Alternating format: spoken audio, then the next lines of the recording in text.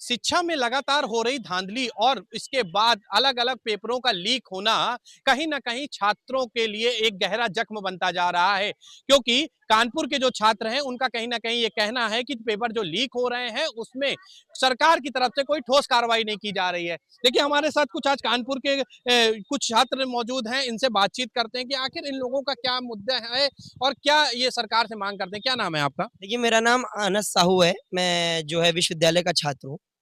क्या मांगे हैं आप लोगों की? क्या लग रहा है वर्तमान समय में किस तरीके की छात्रों के सामने ज्यादा समस्याएं हैं? देखिए, छात्र हमेशा से एक एक्सपेरिमेंट की तरह कि कोई भी सरकार हो, छात्र को हमेशा एक एक्सपेरिमेंट की तरीके लिया गया है। मैं वर्तमान सरकार और खासकर माननीय मुख्यमंत्री जी से ये आग्रह करना चाहूँगा कि जिस तरीके से छात्रों के साथ लगातार एक्सपेरिमेंट हो रहे हैं। आप देख सकते हैं अभी हाल ही में सीबीएसई ने एक नया नियम निकाला कि अब पेपर जो हैं वो 2 पार्ट में होंगे। क्यों होंगे? क्योंकि बहुत सारा रिसोर्स इस्तेमाल हो रहा है, एक एक्सपेरिमेंट करते हैं, कैसा हो पाएगा। और जहाँ तक बात रही समस्त उत्तर प्रदेश की, तो मुझे लग रहा है आजकल ये जो छात्रवृत्ति का हनन हो रहा है, विश्वविद्यालय द्वारा मनमानी फीस, विश्वविद्यालय द्वारा मनमाने कार्य, कॉलेज प्राइवेट कॉलेजों द्वारा मनमाने कार्य, ये कहीं न कहीं मेरे हिसाब से छात्र संघ ना होने के कारण हो रहा है। आपका क्या नाम है भाई? जी, नमस्कार, मेरा नाम आराध्य वाजपेयी है। मैं एसएफआई कानपुर का जिला सह संयोजक तथा विधि छात्र हूँ। आपको क्या लग रहा है कि इस समय छात्र हित में क्या क्या काम नहीं हो रहे हैं? जैसे कि एक लगातार पेपर लीक हो रहे हैं। आप लोगों ने मांग की थी कि धर्मेंद्र प्रधान को इस्तीफा देना चाहिए, लेकिन ऐसा नहीं हुआ। क्या लगता है? सबसे पहले तो मैं आपको बता देना चाहता हूँ कि बीते दिनों हम 24 घंटे की एक भूख हड़ताल पे बैठे थे, जो हमारा मांग पत्र था। हमारी पहली मांग ये थी कि धर्मेंद्र प्रधान जी शिक्षा मंत्री इस्तीफा दें। लगातार जो नीट के पेपर लीक हो रहे हैं, हम देख रहे हैं छात्र कितना मारा-मारा फिर रहा है। पेपर लीक हुआ, चलिए, उसके बाद आपने रीपेपर कराया। अरे भैया, संसाधन तो देंगे जाने-आने के लिए। ट्रेनों में भूसा जैसा भरा जा रहा है छात्रों को। लगातार योजनाबद्ध तरीके से छात्रों के ऊपर जो ये उत्पीड़न हो रहा है। कानपुर में हम लोगों ने कानपुर में छात्रों के लिए मांग करी है 50% मेट्रो में तथा 50% एसी बसों में। हमारी मांग है कि छात्र कॉलेज टाइमिंग पे स्टूडेंट आईडी पे 50% उनको मुआवजा प्रदान करे तथा जो लगातार शिक्षा पे ये प्राथमिक स्कूलों पे वार हो रहा है, ये होना बंद हो और महिला जो केंद्र है, मान देखिए हमने जैसे नीट परीक्षा हुई या कोई भी परीक्षा होती है, लगातार हम देख रहे हैं कि किस तरह से महिलाओं को लेकर के ये देश कैसा अनसेफ हो रहा है। लगातार हम सुबह उठ के अखबार पढ़ते हैं और कहीं न कहीं 1-2 न्यूज़ तो निकल ही आती हैं कि महिलाओं के साथ लगातार उत्पीड़न हो रहा है। उसको मद्देनज़र रखते हुए हमारी ये माँग है कि सरकार महिलाओं का जो केंद्र है, परीक्षा केंद्र है, वो उनके ज़िले में ही बनाए, जिससे पेरेंट्स को भी थोड़ी श्योरिटी रहे तथा जो लॉ एंड ऑर्डर है, जिस हिसाब से वो मेंटेन रह सके। देते हैं, सब कुछ करते हैं और उसके बाद पेपर लीक हो जाता है। फिर कहीं न कहीं आप लोग एक मांग करते हैं कि धर्मेंद्र प्रधान का इस्तीफा होना चाहिए, मगर सरकार की तरफ से ऐसा कोई ठोस कदम नहीं उठाया जाता है। तो क्या कहेंगे? मैं इस पे सिर्फ़ यही कहना चाहूँगी कि सरकार को स्टेप तो उठाना ही चाहिए, क्योंकि देखिए, मैं सिर्फ़ अपनी बात नहीं करूँगी, मैं उन नीट वाले बच्चों की बात करूँगी जो 1 साल, 2 साल से ड्रॉप लेके पेपर की तैयारी करते हैं, ताकि उनका करियर अच्छा हो सके। उनके माँ-बाप भले किसी भी कितना भी कमाते हो, 10,000 कमाते, 5,000 कमाते, पर वो कुछ भी करके अपने बच्चों को महँगे से महँगे इंस्टीट्यूट में पढ़ाते हैं, महँगी से महँगी बुकें दिलाते हैं, ताकि उनका बच्चे का करियर बन सके। इसीलिए मैं ये सिर्फ़ कहना चाहूँगी कि अगर पेपर लीक हो रहा है तो उससे बच्चे सुसाइड भी कर रहे हैं। सुसाइड कर रहे हैं तो उनके पेरेंट्स से पूछिए उन पे क्या जा रहा है। उनके साल भर की पूँजी भी खत्म हो जाती है। मैं सरकार से ये नहीं कहूँगी कि वो इस्तीफ़ा दिलाएँ, मैं ये कहूँगी इस पे ठोस कदम उठाएँ, ताकि पेपर लीक ना हो सके, बच्चों को सुसाइड रेट कम हो सके और साथ ही साथ बच्चों में डेवलपमेंट भी हो सके। आपका क्या नाम है? मेरा नाम विष्णुपाल है। विष्णु जी, लगातार आरटीई को लेकर के अगर बात करें तो धांधली सामने आ रही है। कानपुर में भी जिलाधिकारी द्वारा कई स्कूलों पर कार्रवाई की गई, लेकिन उस पर अभी तक कोई लगाम नहीं लग पा रही है। उस पर क्या कहोगे? देखिए, जिलाधिकारी जो आरटीआई के लिए काम कर रहे हैं, तो उनको देखना चाहिए कि कैसे काम कराना है, वो उनका विषय है। लेकिन हम बात कर रहे हैं छात्र की, तो छात्र बहुत से गरीब परिवार से आते हैं, देखते होंगे जो सरकारी आज स्कूल हैं, बहुत जर्जर पड़े हुए हैं।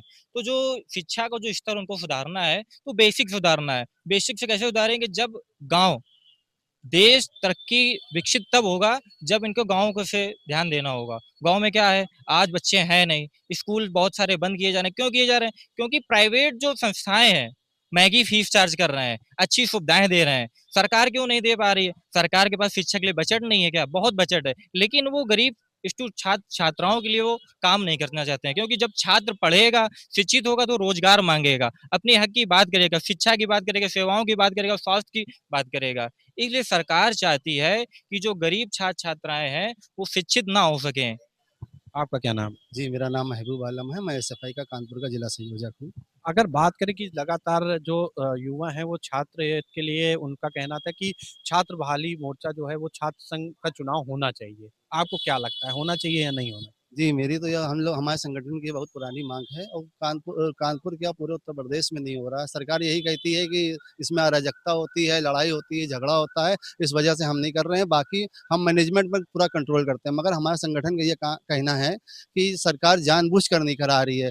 जब और सारी चीज़ें करा सकती है, एक छात्र संघ का चुनाव क्यों नहीं करा सकती है वो? आज भी कानपुर शहर में ऐसे डिग्री कॉलेज, स्कूल हैं, जहाँ बिजली, पानी, सड़क, फर्नीचर कुछ भी नहीं ना, और बच्चे इसलिए भी नहीं जाते हैं स्कूल कि हम वहाँ जाएँगे, पढ़ेंगे क्या? बत्ती है नहीं, पानी है नहीं, टीचर की भी कमी है। सरकार जानबूझकर अध्यापकों को भी भर्ती नहीं कर रही है। 69,000 वाली भर्ती पिछले 3-4 सालों से लंबित पड़ी है। सरकार कोर्ट में जाके ऐसे मुद्दों को फँसा देती है, जिससे लोगों को रोज़गार ना मिले। लोग स्कूलों में भी नहीं पढ़ पा रहे हैं, जो पढ़ लिख के जो सोचते हैं कि हम टीचर बन जाएँगे, उनके लिए भी भर्ती वो सरकार जानबूझकर रोके हुए है। करके क्या लग रहा है सबसे बड़ा मुद्दा आपका क्या है? सबसे बड़ा मुद्दा इस सरकार का ये है कि ये सरकार सुनना नहीं चाहती है। ये सरकार से आप जब भी आप किसी पॉइंट पे बात करेंगे तो वो आपको देशद्रोही, सबसे पहला पॉइंट उनका ये आता है कि आप देश विरोधी हो, देशद्रोही हो। अगर एक बच्चा जो इसी देश में पला बड़ा, इसी देश में पैदा हुआ और वो इस देश के डेमोक्रेटिक कंट्री को अगर वो उस क्वेश्चन करता है, तो उसमें कोई गलत चीज़ नहीं है। जब आप उस देश के बच्चों का ही नहीं सुनोगे, जो उस देश का भविष्य है, जो एक समय बाद में इस देश का फ्यूचर बनेंगे, तो जब आप उनका ही नहीं सुनोगे, तो फिर आप कैसे आपका देश यहाँ तरक्की करेगा? ये सरकार सुनना ही नहीं चाहती है। जब आप कोई भी चीज़ देख लीजिए, आप इस समय जो कोई भी चीज़ जो सरकार के सामने मुद्दे उठाए जाते हैं, उस चीज़ पे सरकार का कोई जवाब नहीं होता है। ना ही किसी तरीके की प्रेस कॉन्फ्रेंस करी जाती है, ना ही किसी तरीके का किसी को एक अपमानित किया जाता है या फिर किसी को भी इस चीज़ के लिए बताया जाता है कि ये बंदा इसके लिए ज़िम्मेदार है। आपका क्या नाम? बिल्कुल। प्रदीप जी अगर बात करें कि क्या आपको लगता है कि यूपी में भी छात्र संघ का चुनाव होना अनिवार्य होना चाहिए क्या? हाँ, अनिवार्य होना चाहिए क्योंकि इसलिए ये कराना इसलिए नहीं चाहती क्योंकि बच्चे अपनी राजनीति में आएँगे, जो गरीब तबके के लोग हैं, अपनी बात कहेंगे। ये सोचते हैं कि मतलब सांसद का बेटा ही सांसद बने और विधायक का बेटा विधायक ही बने। तो गरीब का बेटा विधायक नहीं बने और ना ही सभासद बने, ना ही अपनी बात संसद में पहुँचा सके या विधानसभा में पहुँचा सके। तो देखिए जो कानपुर के जो छात्र हैं, जो छात्र नेता हैं, उनका साफ कहना है कि जिस तरीके से जो भ्रष्टाचार हो रहा है, पहले तो उस पर लगाम लगनी चाहिए। इसके अलावा जो छात्र संघ के जो चुनाव होते हैं, उनको भी दिल्ली जैसे दिल्ली में चुनाव हो रहा है, वैसे कानपुर में भी होने चाहिए। किसी भी प्रकार का इस पे रोक नहीं लगनी चाहिए क्योंकि छात्र हैं, इनकी भी आवाज़ उठाने के लिए कोई एक नेता इनको चाहिए। इसको लेकर के इन लोगों की मांग है कि छात्र संघ के चुनाव यूपी में भी होने चाहिए। वीडियो जर्नलिस्ट सलमान हैदर के साथ पुलकित तिवारी।